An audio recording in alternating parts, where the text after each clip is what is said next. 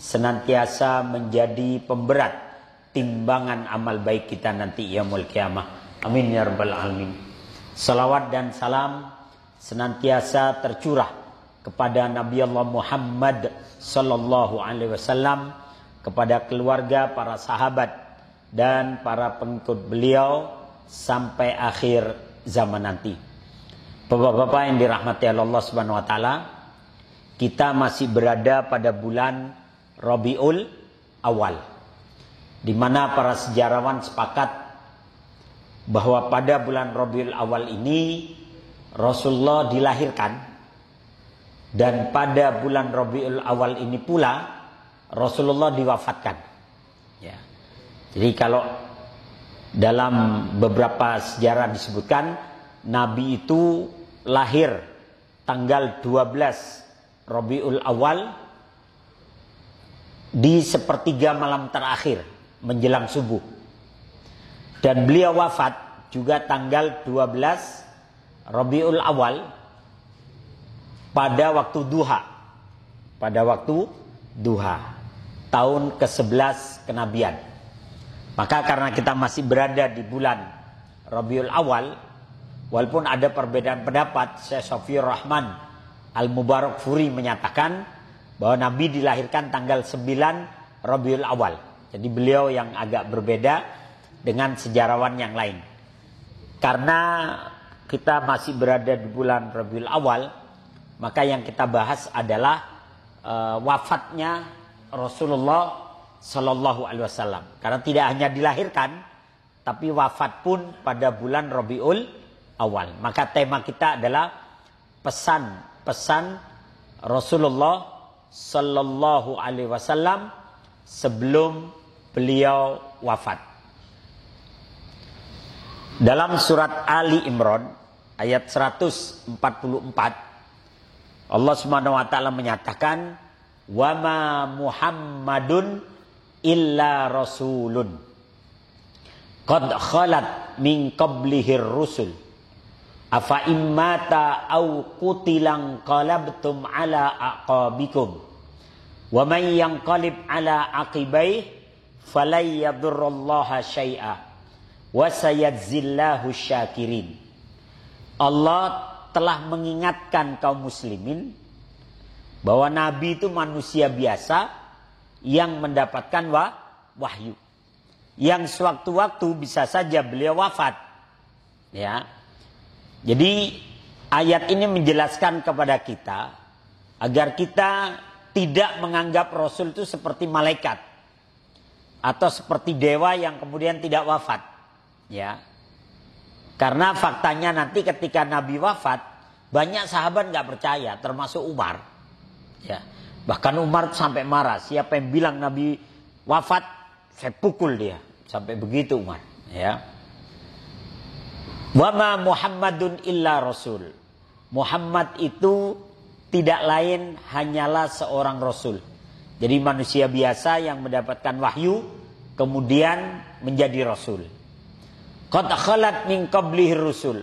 Sungguh telah berlalu sebelumnya beberapa orang rasul. Jadi sebelum Nabi Muhammad sudah ada nabi-nabi dan rasul, dan mereka wafat. Ya. Afa immata au qutilan qalabtum ala aqabikum. Apakah jika Muhammad itu wafat atau dia terbunuh, akankah kalian akan berbalik ke belakang? Yani akankah kalian murtad?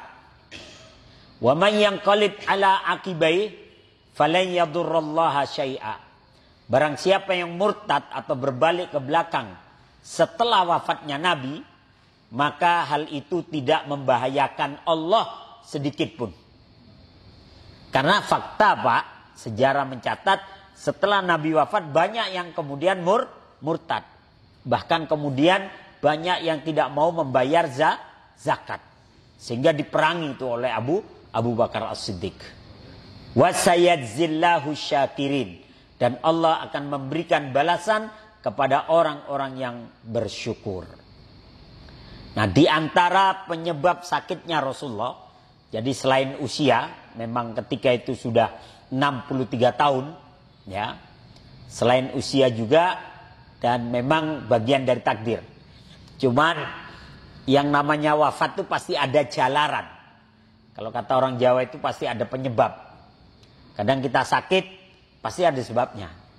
Karena faktor makanan yang kita makan misalnya, atau mungkin kita pernah jatuh, ya bertahun-tahun nggak apa-apa, tiba-tiba nanti akibat jatuh yang bertahun-tahun itu saraf kita kejepit dan sebagainya. Ya. Terasanya itu setelah bertahun-tahun.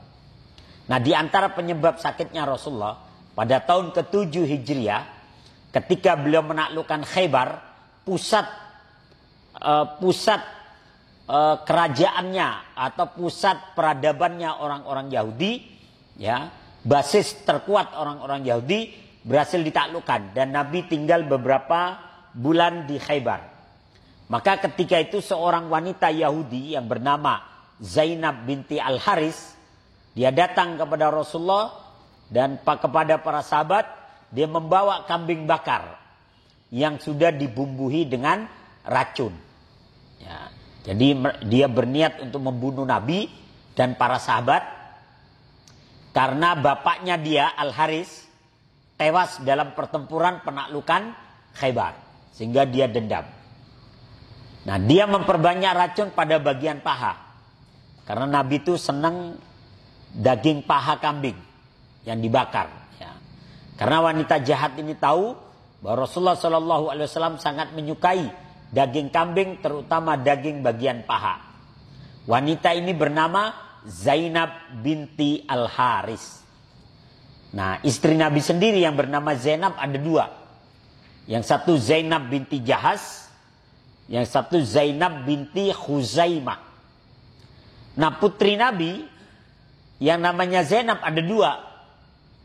Yang satu Zainab binti Atik, anak bawaan dari Khadijah. Yang satu Zainab binti Rasulullah Sallallahu Alaihi Wasallam, binti Muhammad. Jadi di rumah Nabi itu ada 4 Zainab. Makanya orang-orang Barat yang tidak suka kepada Rasulullah itu suka menulis itu di artikel atau apa itu, bahwa Muhammad itu mati diracun oleh istrinya yang bernama Zainab. Padahal yang Zainab ini bukan istrinya, memang orang Yahudi. Namanya Zainab binti Al-Haris. Kalau istri Nabi itu Zainab binti Jahas atau Zainab binti Khuzaimah. Tapi dalam artikel itu cuma ditulis Zainabnya doang. Kan Zainab banyak Pak ya. Di film Sidul anak sekolahan juga ada Zainab. Ya. Jadi kita harus jelas Zainab siapa gitu kan. Nah ini. Maka ketika disuguhi itu Nabi mempersilakan sahabat silakan makan. Makan. Ketika Nabi mengunyah, dikunyah itu ternyata nggak bisa ketelan. Sehingga Nabi memuntahkan, buah gitu kan. Kata Nabi, sesungguhnya daging ini memberitahukan kepadaku bahwa dia telah dilumuri dengan racun. Muntahkan, maka sahabat memuntahkan. Tapi ada seorang sahabat yang namanya Bashir, itu nelan, udah kadung ketelan. Yang lain ada di sini namanya Bashir, masih hidup dong berarti, ya. Ya. Jadi yang namanya Bashir ini enggak kadung ketelan. Sehingga yang lain enggak, termasuk Nabi dimuntahkan. Kemudian Nabi meminta tangkap itu wanita. Ditangkap. Begitu ditangkap ditanya, "Kenapa kau melumuri daging kambing bakar ini dengan racun?"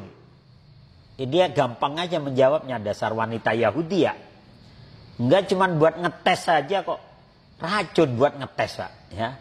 Cuman buat ngetes saja, kalau kamu itu seorang raja maka kau akan mati beberapa hari ini. Tapi kalau kau seorang nabi maka Allah akan menjagamu. Oke, kita lihat ya. 5 hari atau 6 hari kita lihat. Oke, siap.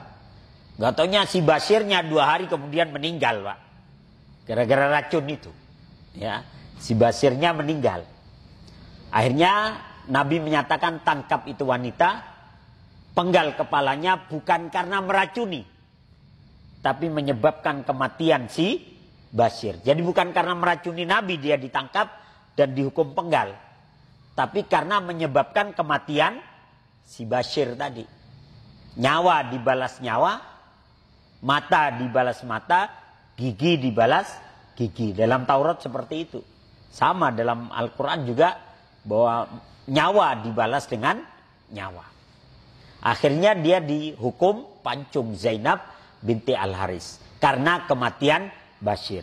Ternyata Rasulullah nggak apa-apa. Ya, nggak apa-apa. Jadi 4 tahun kemudian di usia beliau 63 tahun, di saat kondisi beliau lemah, baru ada di antaranya reaksi racun itu. Ya. Jadi itu peristiwanya tahun ke-7 Hijriah. Nabi wafat itu tahun ke-11 Hijriah. Berarti berapa tahun tuh? 7, 8, 9, 10, 11. 4 tahun kemudian. Ya. Di usia Nabi 63 tahun, tiba-tiba Nabi demam. Tiba-tiba Nabi demam, dan demamnya itu hari ini demam, besok sembuh. Tar demam lagi, tar sembuh lagi. Dan itu berlangsung selama kurang lebih 13 hari. Nah, di hari ke-13 Rasulullah wafat. Nah, di antaranya Rasulullah bersabda dalam hadis riwayat Imam Bukhari, "Ya Aisyah, ma azalu ajidu alamat ta'am alladhi akaltu bi Khaybar. Fahada awanu wajadtum qita'a abhari min dzalikas sum." Kata Nabi, ketika beliau sudah sakit beberapa hari, beliau menyatakan, "Wahai Aisyah, saya masih merasakan rasa sakit akibat dari makanan yang saya makan di Khaybar." Jadi pengaruhnya itu baru terasa 4 tahun kemudian, di saat kondisi beliau lemah. Ya sama, kita dulu jatuh misalnya dari motor, waktu masih muda nggak apa-apa kita. Begitu kita udah 60 tahun, 70 tahun berasa. Ini kayaknya bekas jatuh dulu nih, baru rasa. Ya, ini. Fahada awan wajadtum qita'a abhari min dalikasum. Inilah saatnya urat nadiku akan terputus karena pengaruh racun tersebut. Jadi di antara penyebabnya, walaupun sebenarnya ya wafatnya beliau karena takdir juga dan karena usia. Maka kemudian Rasulullah SAW mengingatkan para sahabat, ya, 2 bulan sebelum beliau wafat, Nabi sempat melaksanakan ibadah haji yang kemudian dikenal dengan nama Haji Wada, haji perpisahan, ya, haji perpisahan. Maka dalam Haji Wada ini kemudian Rasulullah SAW memberikan pesan-pesan penting. Ada 3 poin pesan penting itu. Sebelum nanti, pada waktu sebelum wafat pun beliau juga berpesan. Nah, ini ketika Abu Bakar As-Siddiq bercerita kepada putrinya Asma binti Abi Bakar dan putranya Abdullah. Abu Bakar As-Siddiq menceritakan pesan yang disampaikan oleh Nabi dalam Haji Wada. Wa atmamtu 'alaikum ni'mati wa raditu lakum al-Islam dinan. Aslamat Quraisy, thumma aslamat al-Taif ba'da Hunain. وقدمت وفود القبائل من كل فج تبايع على الإسلام. وأنزل الله تعالى: إذا جاء نصر الله والفتح ورأيت الناس يدخلون في دين الله أفواجا فسبح بحمد ربك واستغفره إنه كان توابا. فإذا اكتمل الدين وتمت الرسالة وانقطع الوحي فكأنما نوعي إلى رسول الله صلى الله عليه وسلم نفسه. ثم ما أخبرني به مولى رسول الله أبو مويهبة من كلامه عند البقيع. وقبل ذلك خطبته صلى الله عليه وسلم. Khutbah Nabi pada Haji Wada ini disebut mutawatir karena yang mendengarkan ribuan orang. فإني لا أدري لعلي لا ألقاكم بعد عامي هذا بهذا الموقف أبدا. أيها الناس، إن دماءكم وأموالكم عليكم حرام إلى أن تلقوا ربكم كحرمة يومكم هذا وكحرمة شهركم هذا وإنكم ستلقون ربكم. Ini Utsman bin Affan, Ali bin Abi Thalib. وقد بلغت. فمن كان عنده أمانة فليؤدها إلى من ائتمنه عليها وإن كل ربا موضوع ولكن لكم رؤوس أموالكم لا تظلمون ولا تظلمون. أما بعد أيها الناس فإن الشيطان قد يئس من أن يعبد بأرضكم. Ini Abu Bakar, ini Umar. ولكنه إن يطاع فيما سوى ذلك فقد رضي به مما تحقرون من أعمالكم فاحذروه على دينكم. وقد تركت فيكم ما إن اعتصمتم به فلن تضلوا بعدي أبدا. أمرا بينا كتاب الله وسنة نبيه. أيها الناس اسمعوا قولي واعقلوا. تعلمون أن كل مسلم أخ للمسلم وأن المسلمين أخوة، فلا يحل لامرئ من أخيه إلا ما أعطاه عن طيب نفس منه، فلا تظلمون أنفسكم. اللهم هل بلغت؟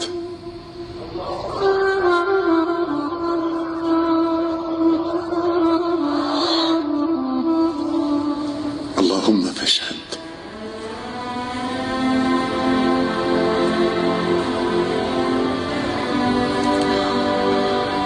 اللهم فاشهد.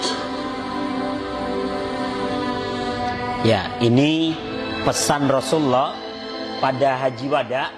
Ada 3 poin penting. Yang pertama, kata Nabi, jaga persatuan dan ukhuwah. Kata Nabi, inna syaitan qad ya'isa ayya'budahul musalluna fi jaziratil Arab walakin fit tahrisi bainakum.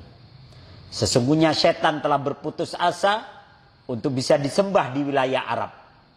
Tapi yang akan dilakukan syaitan kepada kalian adalah at-tahris, yakni merusak hati dan mengadu domba sesama kalian. Maka kadang kita ini berseteru, berantem hanya perkara-perkara yang furu', perkara-perkara yang bukan pokoknya. Kadang kita berantem gara-gara beda manhaj, beda madhab. Yang satu kunut, satu enggak kunut. Satu berjenggot, satu enggak. Satu celananya di atas mata kaki, satu enggak. Karena perkara seperti itu kadang kita berantem. Bahkan pernah pada masa Utsman bin Affan hanya gara-gara beda bacaan Al-Quran. Yang satu membaca wadduha, satu membaca wadduha, terjadi pertempuran. Maka jaga persatuan dan ukhuwah, kata Nabi. Seorang muslim bersaudara dengan muslim yang lainnya. Selama rukun imannya sama, rukun Islamnya sama, Qur'annya sama, kiblatnya sama, saudara. Kalau ada perbedaan fikih atau perbedaan pendapat lain-lainnya, dikembalikan kepada Allah dan Rasulnya. Maka kemudian pesan berikutnya, berpegang teguh pada Al-Quran dan Sunnah. Kata Nabi, taraktu fikum amrain. Aku tinggalkan kepada kalian 2 perkara. Intamasaktum bihima lam tadillu ba'dahuma abada. Yang kalau kalian berpegang teguh pada keduanya, kalian tidak akan tersesat selama-lamanya. Yaitu Al-Quran dan Sunnah Nabi. Dan kemudian kata Nabi yang ketiga, fala tadzalamu, jangan kalian saling mendolimi. Ya. La tudlamu fala tadzalamu.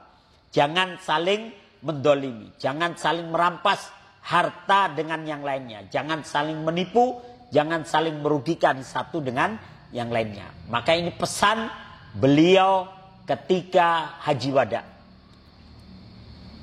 Dan ternyata kadang 3 ini seringkali kita lupa.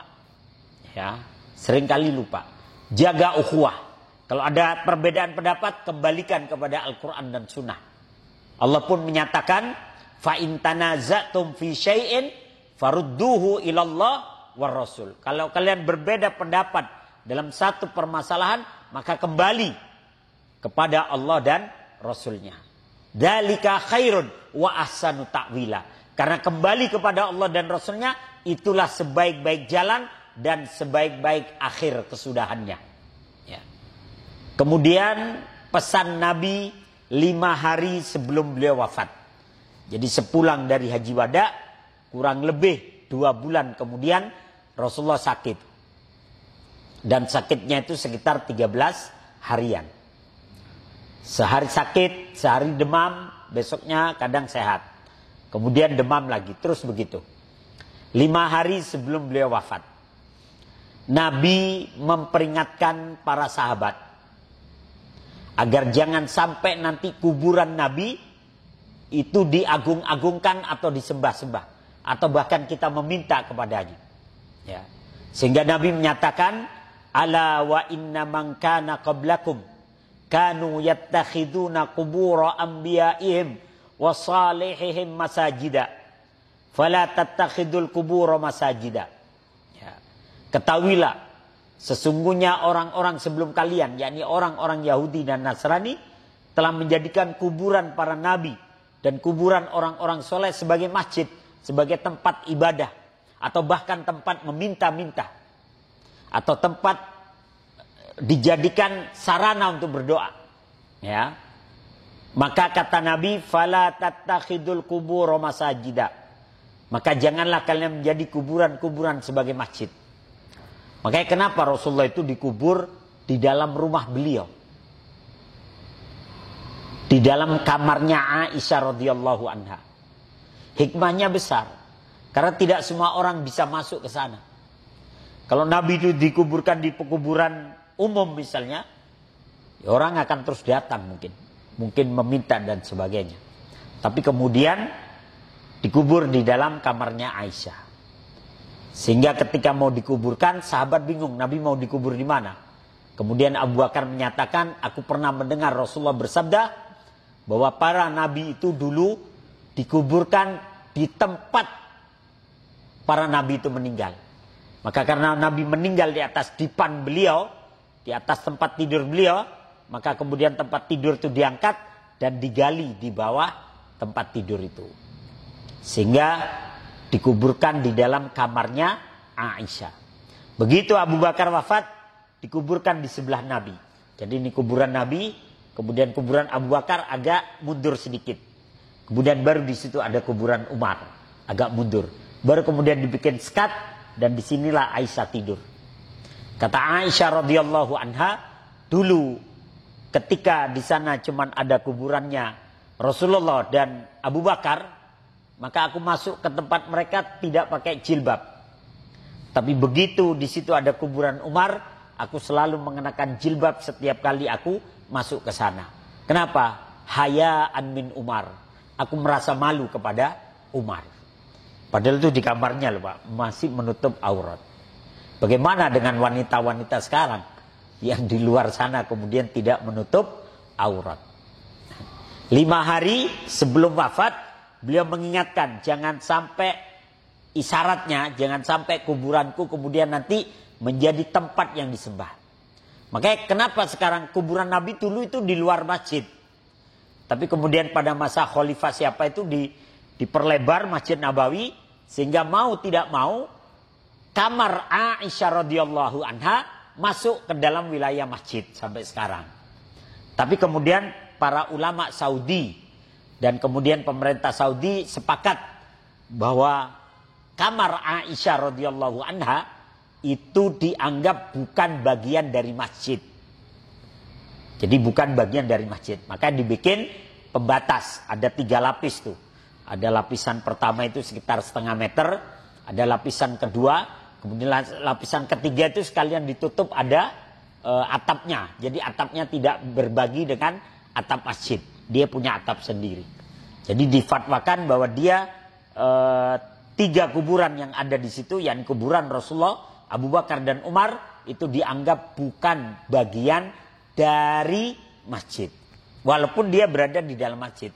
Karena tidak mungkin memindahkan kuburan Rasulullah, Abu Bakar dan Umar. Sehingga dikasih pembatas, bahkan dijaga askar. Dijaga oleh tentara supaya orang tidak memuja-muja, mendewa-dewakan dan sebagainya. Kemudian 4 hari sebelum Rasulullah Shallallahu Alaihi Wasallam wafat, beliau mengingatkan para sahabat, as-salat as-salah wa ma malakat aimanukum. As-salat as-salah, jagalah salat kalian, jagalah salat kalian. Wa ma malakat aimanukum, dan jagalah budak-budak kalian. Ini isyarat bahwa budak itu jangan diperlakukan seperti binatang. Budak itu jangan dikasih pekerjaan yang tidak mampu dia lakukan. Jangan memberikan beban melampaui batas kemampuannya. Jangan disiksa dan sebagainya. Karena ketika itu budak itu kan cuma dibeli, Pak. Tidak digaji. Dia hanya dipekerjakan, hanya dikasih makan dan pakaian. Udah itu aja. Kalau itu budak mau membebaskan diri, dia harus bayar kepada tuannya. Baik membayar cash atau dia mencicil. Supaya dia merdeka. Dan Rasulullah SAW memberikan contoh, 1 hari sebelum beliau wafat, beliau telah membebaskan budak-budaknya. Jadi mungkin ya setiap beberapa orang itu, baik itu para nabi atau orang soleh, kadang mereka diberikan feeling, diberikan rasa bahwasanya kayaknya ajalnya sudah dekat. Ya, cuman nggak tahu kapan, tapi sudah berasa. Ajalnya sudah dekat. Maka Rasulullah, beliau wafat di hari Senin pada waktu duha. Hari Ahadnya beliau bebaskan semua budak-budaknya. Begitu sudah dimerdekakan budak-budaknya, kemudian beliau berkata kepada Aisyah radhiyallahu anha, "Wahai Aisyah, di lemariku itu ada 7 dinar uang emas. Infakkan sekarang semuanya."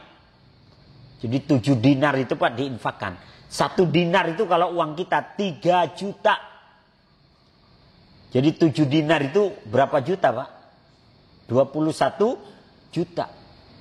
Diinfakkan semua. Infakkan semua wahai Aisyah. Infakkan. Kenapa? Supaya tidak berat nanti beban hisapnya nanti di akhirat. Jadi hari Ahad itu banyak yang dilakukan oleh Nabi. Membebaskan budaknya, bersedekah, kemudian mengingatkan para sahabat. Ya, ini 4 hari sebelum wafat. As-salat as-salah wa ma malakat aimanukum.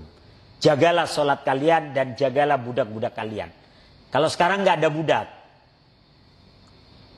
anggaplah sekarang misalnya orang-orang yang bekerja pada kita, orang-orang yang membantu kita. Jangan dikasih tugas melampaui batas kemampuannya. Ya.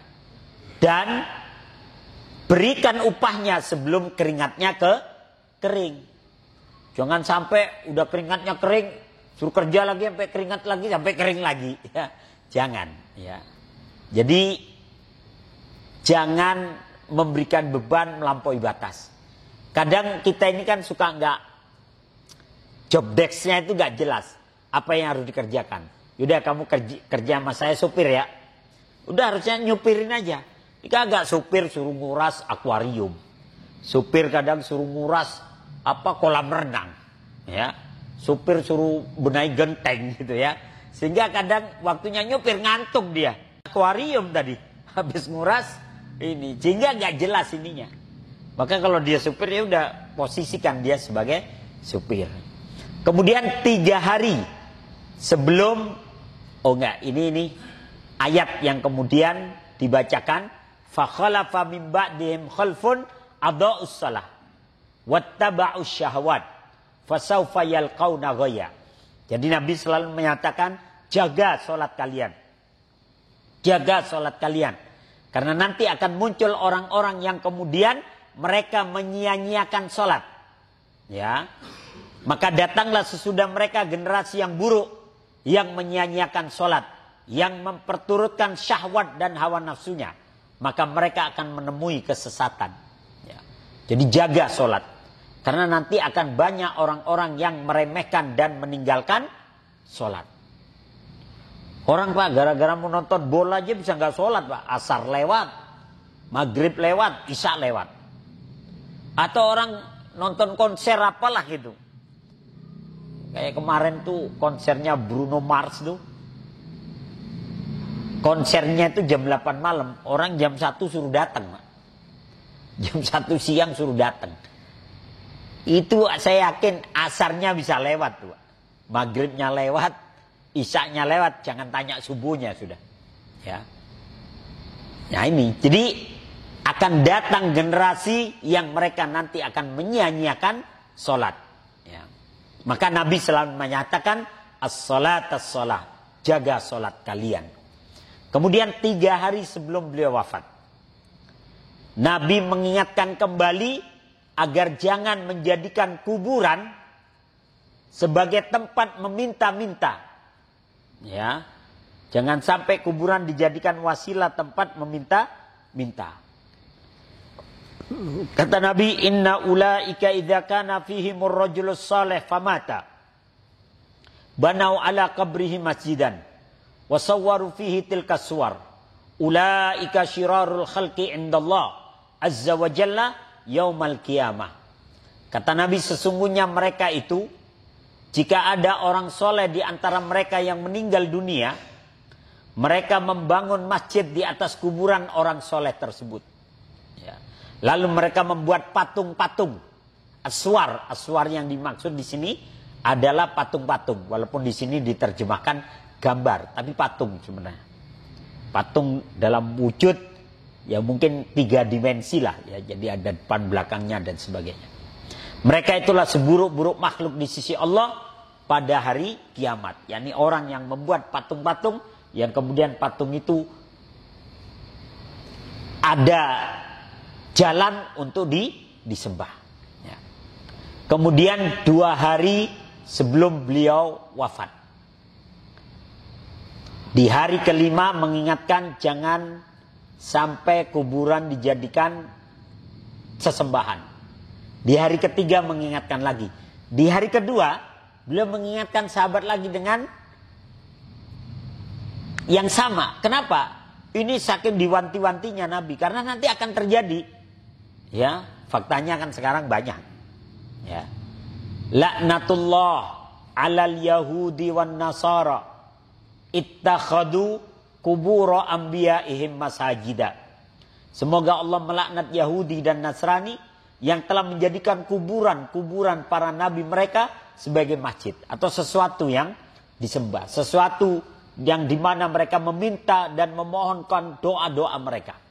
Ya. Ini sangat dijaga, Pak. Ya. Maka di antara dakwah sekarang itu, yaitu tadi, di antara kayak Muhammadiyah, Persis, Al-Irsyad, ya, saudara-saudara kita yang Salafi atau yang lain, itu mencegah TBC tadi, tahayul, bid'ah dan khurafat. Karena berawal dari sini semua nanti. Ya, maka Nabi mencoba menutup celah atau pintu kemusyrikan kepada umat ini dengan pesan beliau. Itu 2 hari sebelum beliau wafat. Jadi pesan tentang ini 3 kali diingatkan. 5 hari sebelum wafat, 3 hari sebelum wafat, dan 2 hari sebelum wafat. Dan 1 hari sebelum wafat, beliau ingatkan kembali pesan beliau pada hari yang keempat. Ya. Kata Nabi, as-salat as-salah wattaqullaha fima malakat aimanukum. Ini 1 hari sebelum beliau wafat, dan kemudian beliau membebaskan budak-budaknya. As-salat as-salah, jagalah salat kalian, jagalah salat kalian. Wattaqullaha fima malakat aimanukum, dan hendaklah kalian takut kepada Allah dalam urusan budak-budak kalian. Jangan menyiksa budak, jangan menjadikannya seperti binatang dan sebagainya. Nah, ini 1 hari sebelum wafat, berarti hari Ahad. Hari Ahad, yakni tanggal 11 Rabiul Awal. Nah, besoknya subuh hari Nabi itu terlihat sehat. Jadi tanggal 12 Rabiul Awal, subuh hari Nabi kelihatan sehat. Dan Nabi menyibat tirai kamarnya dan menyapa sahabat dan sedikit memberikan tausiah sebelum mereka sholat subuh. Sehingga sahabat mengatakan, wah Nabi sehat. Ya. Jadi Nabi sempat menyapa para sahabat dan memberikan sebuah nasihat. Tangga itu waktu subuh. Waktu duha beliau wafat. Nah, ketika waktu duha itu Nabi minta kepada Aisyah untuk bersandar di antara pipi dan pundaknya Aisyah. Ya. Jadi Nabi bersandar di antara pipi dan pundaknya Aisyah. Kemudian Fatimah menyiapkan baskom berisi air. Dan ketika itu badan Nabi panas. Sehingga Nabi memasukkan tangannya ke dalam air dan mengusap-usapkannya ke wajah beliau. Ya, mengusap-usapkannya.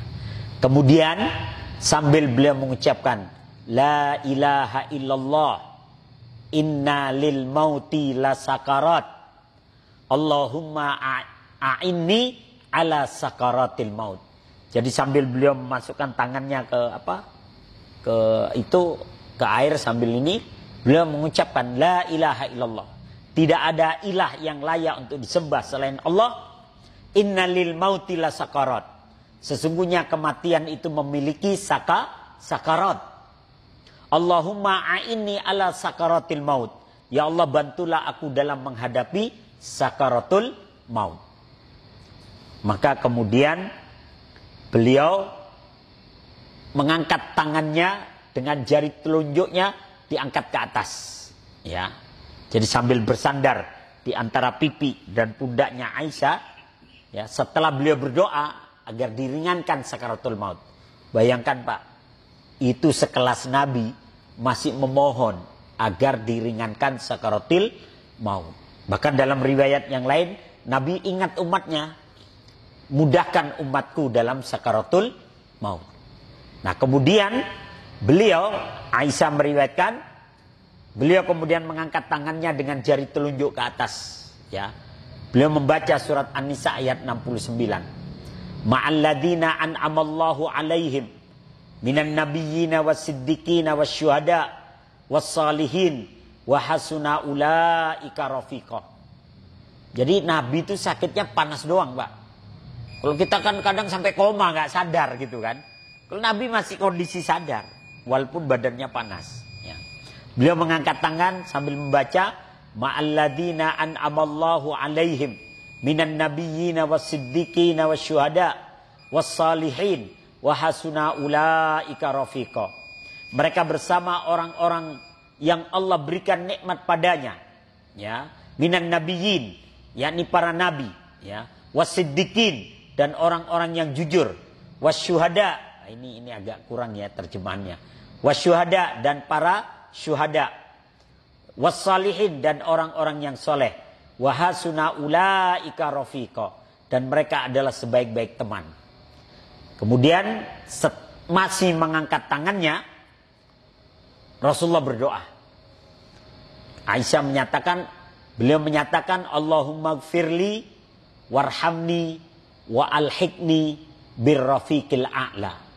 Allahumma gfirli, ya Allah ampuni aku, warhamni, sayangi aku, wa alhiqni birrafiqil a'la, dan angkatlah aku ke ar-rafiqul a'la, ya, yakni surga yang tertinggi, ya, bersama orang-orang yang baik. Maka setelah beliau membaca doa ini, kata Aisyah, kemudian tangan beliau terjatuh. Jadi sempat mengucapkan begini, kemudian terjatuh. Pada saat tangan beliau terjatuh itulah aku menyadari beliau sudah wafat. Dan sungguh sebuah kehormatan bagiku, kata Aisyah radhiyallahu anha, bahwa beliau wafat di antara pipi dan pundakku. Ya. Jadi dalam pelukan Aisyah dipegangin sama Aisyah begini, ya. Jadi wafat di antara pipi dan pundaknya Aisyah. Kemudian baru direbahkan, baru Aisyah memberitahu kepada Fatimah dan istri yang lain, baru diberitahukan kepada sahabat, ya. Dan poin, ya. Nah, di sini pesan-pesan Rasulullah Sallallahu Alaihi Wasallam jika dikumpulkan dari mulai haji wada sampai beliau wafat, setidaknya ada 6 poin penting. Yang pertama, jaga persatuan dan ukhuwah Islamiyah. Jangan berpecah belah, ya. Yang kedua, kembali kepada Al-Quran dan Sunnah, ya. Kemudian jangan saling mendolimi satu dengan yang lainnya. Berikutnya adalah jagalah sholat, karena nanti akan datang generasi yang menyia-nyiakan sholat. Kemudian jangan dolim kepada budak-budak kalian. Dan kemudian jangan melakukan kemusyrikan dengan menjadikan kuburan sebagai tempat sesembahan atau tempat meminta-minta. Ya.